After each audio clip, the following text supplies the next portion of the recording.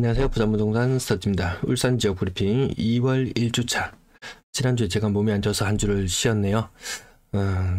다시 한번 이어서 살펴볼게요. 울산에 마이너스 58% 하락한 아파트가 있다고? 이런 제목의 영상들 아마 근래에 많이 접하실 거예요.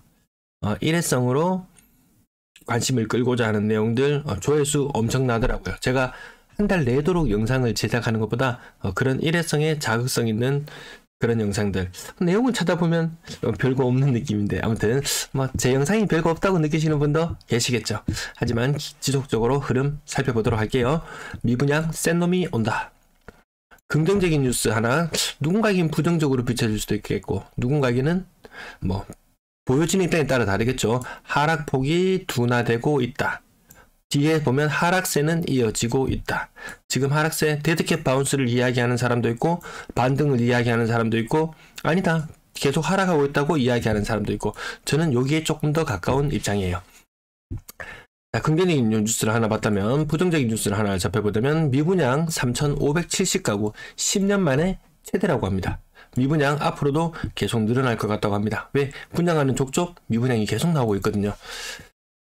자, 그리고 조금 상황이 낫다 싶은 곳은 바로 공급 선물을 안겨줍니다. 울산 선바위 15,000가구. 근데 아직까지 멀었어요. 2025년 착공에 30년 준공의 목표입니다. 아마 울산도 미분양 빠지는 모습이라든지 이런 모습들 근래 미쳤죠. 이거 미쳤습니다. 미분양 물량 폭발적으로 증가했습니다. 10년 내 최다랍니다. 그래서 그 이전의 자료도 한번 찾아가 봅니다. 가보니까 2013년에 3,300건, 3,400건 정도 수준이었던 것이 지금 3,570건이거든요. 10년 내 최다라는 말이 맞습니다. 하지만 그 이전에는 어땠느냐? 상상도 못하겠죠. 거의 10,000건에 육박하던 미분양 물량. 지금 물량 3,000건, 요 초록색. 지금은 요 초록색 선에 머물 정도, 2012년 정도 수준이라고 본다면 그 이상인 시절도 굉장했던 시절도 있었다. 전국적으로 이때는 다 분위기가 안 좋았으니까요. 2007년, 8년, 9년, 10년 이때 글로벌 경제 위기, 금융 위기로 인해서 많은 미분양 물량이 쌓여있던 때인데요. 근데 이때는 달랐어요. 이때와 지금의 차이는 뭐냐? 이때는 중국이 엄청나게 성장을 해주면서 IMF 이후에 우리나라의 제도약을 다시 한번 도와줬고, 그리고 또다시 2000 글로벌 금융위기 때도 마찬가지로 중국이 우리를 살려줬어요. 지금은 중국이 우리를 도와주지 않아요. 이 시절 굉장히 암흑했던 시절이지만 차화정 이런 주식하시는 분들 이런 말들 접해보시잖아요. 잘 나가는 부분들이 있었어요. 그러면서 급격하게 미분양이 해소되었는데, 지금을 한번 생각해보자면 중국과의 관계에서 과연 중국이 우리를 도와주고 있느냐라고 봤을 때 올해 발생하는 대다수의 무역 적자는 중국이 가져가죠. 중국이 이득을 취해가기 시작했어요. 무역 적자 굉장히 많이 발생하고 있습니다. 자, 그게 좀 부정적인 부분 한 가지. 자, 두 번째. 이제 과거에는 젊은이들 일자리를 찾아서 울산으로 굉장히 많이 갈 만한 요인이 있었어요. 하지만 전국 단위 뉴스로 작년에 굉장히 쏟아졌죠. 비정규직, 데모하고 파업하는 그 과정에서 그들의 처우가 얼마나 열악한지. 물론 기득권들의 보수는 괜찮아요. 기득권들의 보수는 괜찮지만 새롭게 유입될 만한 사람들은 그만한 유인책을 안겨주지 못하는 부분도 있는 것 같습니다. 자, 두 번째, 울산에서도 젊은 층이 굉장히 많이 빠져나가고 있었다는 부분, 2030 이탈이 굉장히 심하다는 부분. 자, 그들이 집을 사줘야 되는 시기가 도래했는데 켜켜이 쌓여있는 미분양 물량 혹시라도 더 쌓이게 된다면 그것들을 해소해줘야 될 사람들이 이제는 생각보다 많이 떠났더라. 그들의 빈자리를 한 번쯤은 인식할 때가 되지 않았나, 이런 생각도 해보고요. 가격지수 변동률, 매수심리, 그리고 거래량 등 매도 물량 한번 살펴볼게요. 설날 이후에 크게 감소했던 물량 다시 증가했어요. 물량 여전히 많은 상태거든요. 나중에 매수 우위지수 한번 살펴보시면은 조금 이상해요.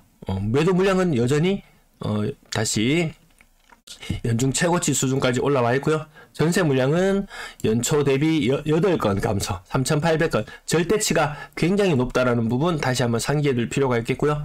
월세 물량 또한 마찬가지, 최근 몇 년 통틀어서 가장 많은 수준. 하지만 월세는 조금 더 빠르게 소진되고 있죠. 사람들 전세를 신뢰하지 않고 월세로 옮겨가는 현상, 전세 매물 쌓여있는 거 감당 안 되는 시기가 올 거예요. 전체 임대 물량은 5,500건 정도 선에 머무르고 있습니다. 약간 역대급 높은 수치죠. 분양권 매도 물량은 3주 연속 감소하는 모양새. 자, 전주 대비도 30건 정도 빠진 모습. 자, 매수 심리를 한번 봐야 되는데요. 이 광역시 중에서도 거의 탑으로 많이 점프해서 올라왔어요.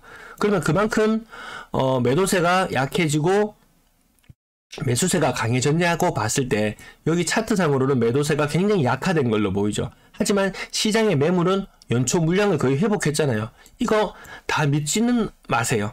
다만 흐름이 지금 요게 60 이하로 떨어지면서 이 피가 빙하기다. 지금 거래 빙하기다. 사람들이 심리가 꽁꽁 얼어붙었다.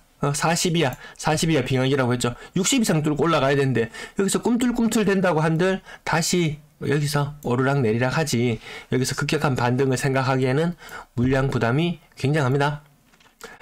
자, 아파트 거래량 1월달 448건. 이게 계속 규제지역 해제했던 10월 이후로 계속 내림세. 1월달에 다시 늘어나죠. 이때도 대규모 규제 해제죠. 대규모 규제 해제하고 나서 거래량 한 20% 정도 줄어들었던 한 500건 아래에 있던 거래량에서 한 20% 정도 더 늘어난다고 시뮬레이션을 해볼게요. 하루 기준으로 이틀치 거래량이 신고되는 날은 45건, 나머지 날은 28건 정도 시작해서 지난달에 예측했을 때는 일주일에 한 126건 정도 거래된다면 이번 주에는 157건 정도 거래가 될 것이다 라고 흐름을 살펴볼 건데요. 어쨌든 2월의 첫 주는 거래량이 굉장히 선방하는 편이었습니다. 뭐 전주나 거래량이 안 좋았을 때 대비 거래량이 50% 가까이 증가했으니까요. 자, 이번 달 계속해서 거래량이 많이 터져준다면 700건 이상의 거래량도 기대해 볼 수 있음직하다. 700건 거기까지는 갈지는 모르겠어요. 아무튼 그 700건의 거래 그나마 숨통은 조금 트여 보여요. 그래서 일부 반등하는 거래 가격도 나타나나 봐요. 고점 대비 거의 뭐 25%, GL 푸르지오 25%, 가격 상단 부분만 가지고 와봤습니다. 30% 이상 떨어지는 것도 있고, 뭐 보합권 10%, 30%, 30% 정도 떨어지는 거래가 많긴 해요. 근데 더 많이 떨어졌다가 일부 반등하는 것처럼 요렇게 가격이 저점 대비 형성되는 것도 보여요. 대구에서 사례를 보면 대구에서도 물론 반등이 있어요. 근데 어느 게 비중이 더 높냐 보면은 반등했는 것보다 다시 한번 재차 더 하락하는 비중이 더 높게 나타나더라고요. 울산은 아무튼 전국적으로도 주간 실거래 지수나 모든 이런 것들을 봤을 때 가장 늦게 하락하는 지역이다. 그래서 울산이 지금 일시적인 반등처럼 보일지라도 그것이 끝이 아닐 것이다. 대구가 먼저 하락했죠. 부산이 지금 그 뒤를 따라오고 있어요. 울산은 그 뒤를 따라오고 있어요. 대구 반등하고 다음에 더 하락했던 부산이 반등하고 울산도 다시 반등하고 이런 수순으로 가지. 지금 현재 상황을 지켜봤을 때는 대구가 많이 빠졌고 울산은 조금 빠지고 있는 중이었다. 울산이 먼저 반등을 하고 대구가 뒤를 따라갈 것이다. 이렇게는 보지 않습니다. 전부 다 바닥을 한번 쳐야지 다시 한번 좋은 시절이 다시 올려나요? 네. 문수로 2차 아이파크 이것도 일부 더 많이 빠졌다가 좀 양호해졌네 이런 모습으로 비춰지기도 할 거예요. 35% 정도 빠졌고요. 태화강 엑소디움 7억 5천, 이 와중에도 신고가를 나타내는 곳이 있습니다. 영상 초반에 나오는 사진 태화강 전경 정말 아름답지 않습니까? 7.5억 정도, 17년도에 5억 정도 했던 것이 7.5억. 상당수의 대다수의 아파트들은 이렇게 바닥을 오래 기었던 아파트들은 일부 뛰는 현상이 있어요. 근데 지나치게 많이 올랐던 아파트들은 떨어지죠. 심지어는 2018년, 대구는 16년 그런 가격들도 목격하곤 합니다. 요 페이지 보시면은 30페이지 30% 조금 못 빠지고 요런 거래들만 20% 25% 요런 거래들만 찾아보면은 야 일부 반등하네 요런 느낌도 가질 수 있지 싶어요. 하지만 거의 대명루층 같은 경우에는 40% 정도 고점 대비 하락하기도 했고요. 매매 가격, 전세 가격이 거의 이제 달라붙는 요런 모습들, 5억 이상 아파트들 요런 모습들 나타나는데 전세는 점점 선호하지 않거든요. 그 기존에 5억 이상 전세 살았던 사람들 떵떵거리며 살았어요. 자기 자본 1억만 되어도 4억 대출 땡겨도 1년에 1,000만 원만 부담하면 되었어요. 이 정도는 웬만한 가정, 그냥 소득 수준이 좀 낮은 분들도 웬만하면 감당할 수 있는 수준이다. 근데 금리가 2배로 오르면서 지금은 월 감당해야 되는 이자 비용이 한 160만 원 정도, 연간으로 치면 2천만 원 정도 되는 이런 상황으로 내몰리다 보니까 전세 가격은 조정을 받을 수밖에 없을 것이다.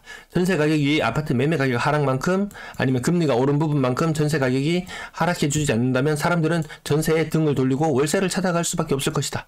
그렇다고 월세가 무작정 가격이 오를 수 있느냐라고 생각해 봤을 때 그렇지도 않았어요. 월세 가격도 지속적으로 떨어지고 있더라고요. 자, 가격이 10%, 20% 비교적 조금 덜 빠지네. 하락률이 조금 둔화되었네. 하지만 하락하고 있는 거 맞거든요.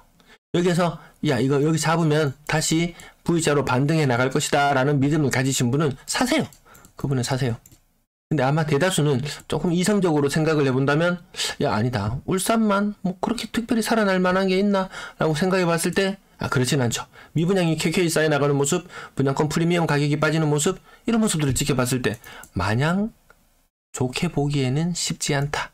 아까 하락했던 도시, 먼저 하락했던 도시가 반등하고 그 다음 도시들을 살펴보기에도 괜찮은 것 같아요.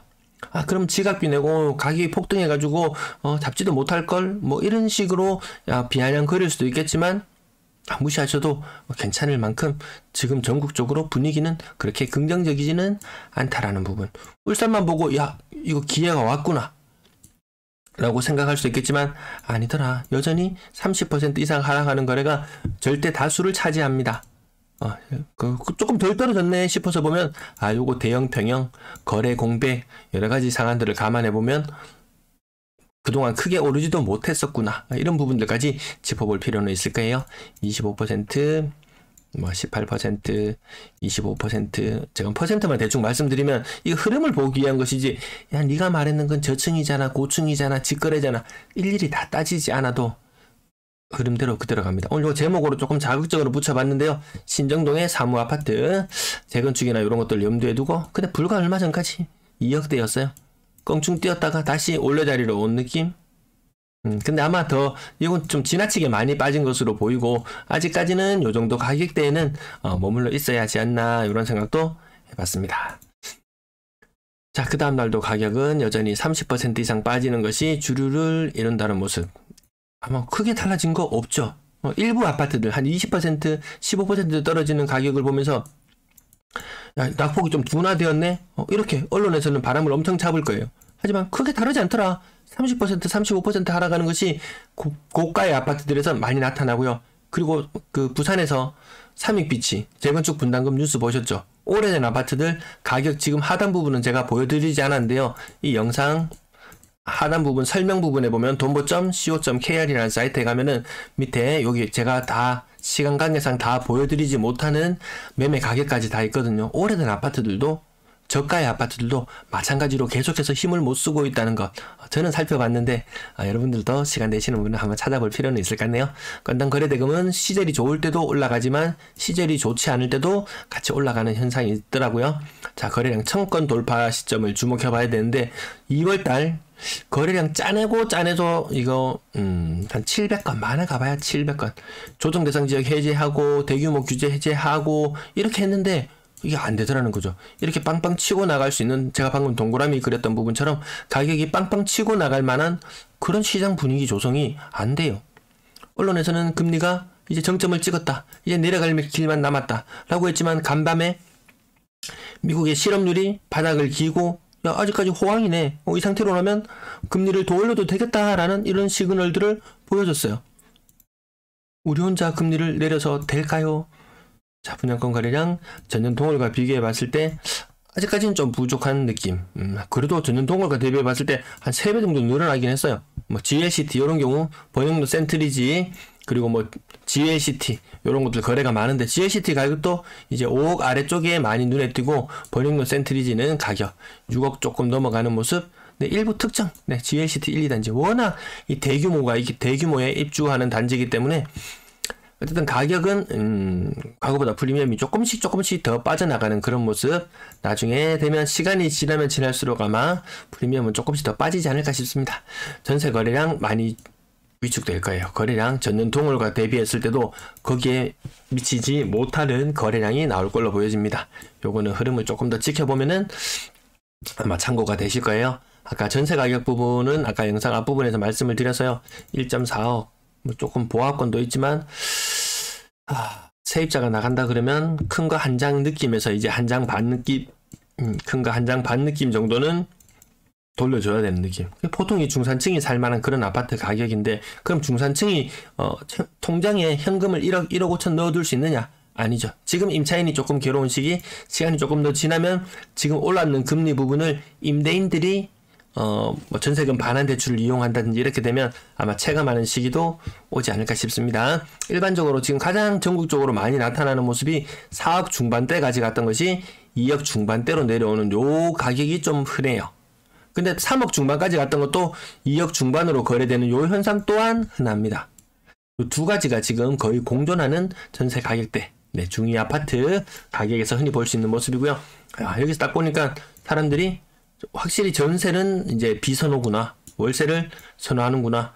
집주인들이 1.5억씩 막 이렇게 2억씩 되는 돈들 임차인에게 못 돌려줘서 막 임차권 등기로 넘어간다든지 여러 분쟁 사례를 목격하고 나면, 혹은 변동금리 대출로 받았다가 전세대금리 월 부담 금액이 너무 커져서 한번 부담을 느낀 사람은 야, 이렇게 살 바에야 월세가 낫겠다, 이렇게 방향을 전환하는 분도 계시더라고요. 그렇게 되면 연끌했던 다주택자들 시가받는 시기가 오죠. 원래 다주택자들, 이 사람들은 비교적 뭐 버텨낼 수 있어요. 답답하면 안 나가면, 전세 안 나가면 월세 내면 되니까. 하지만 연끌들이 버텨내기에는 어려운 시장이더라. 그래서 이 연끌들이 많이 샀던 가격들, 집중적으로 공략했던 물건들, 아주 저가의 아파트들, 그 가격 무너지죠. 또 아주 고가의 아파트들, 왜? 투자를 하다 보면 내가 1억을 투자해서 하면은 1억을 버는 시장이었다면 2억을 투자하면 2억을 벌어요. 근데 그 내가 2억을 가지고 있지 않더라도 1억으로 플러스 1억을 만들어내냐, 2억으로 플러스 2억을 만들어내냐. 내가 돈을 가지고 있지 않더라도 은행에서 잘 빌려줬어요. 충분히 레버리지를 사용해서 투자를 해서, 야, 남들 이거 1억 벌어서 100% 수익률을 낼 때 나는 내 자본 1억 가지고 2억을 벌어서 200% 수익률을 만들어낼 수 있는 경이로운 시장에 참여하다 보니까 그게 빚이라는 것을 인식하지 못하는 사이에, 이게 빚이 갚아야 되는 거구나. 왜 빚 갚는 사람이 어디 있어? 이런 말이 유행할 때도 있었죠. 빚 안 갚으면 지금 시급합니다. 전세 거래량 줄어드는 흐름, 요 흐름. 3억 미만 비중 껑충 뛰어오릅니다. 3억 이상의 전세를 산다는 것도 대다수의 서민층, 청년층에게는 굉장한 부담일 수 있겠더라. 월세 거래량 그나마 맞죠. 지금 예년 평균 수준까지 벌써 올라왔어요. 1월이 지금 1월 거래량이 지금 한 5분의 3 정도 신고되었을라나요? 네. 월세 가격 무한정 치솟지는 못하더라. 그러면 전세 가격은 하물며 더 하겠죠. 임대 거래량은 아마 작년 정도 수준까지 거래량이 나올지도 모르겠는데, 그 중에서 월세의 비중이 더 높아져 있다는 부분 참고하시면 되겠네요. 시청 감사합니다.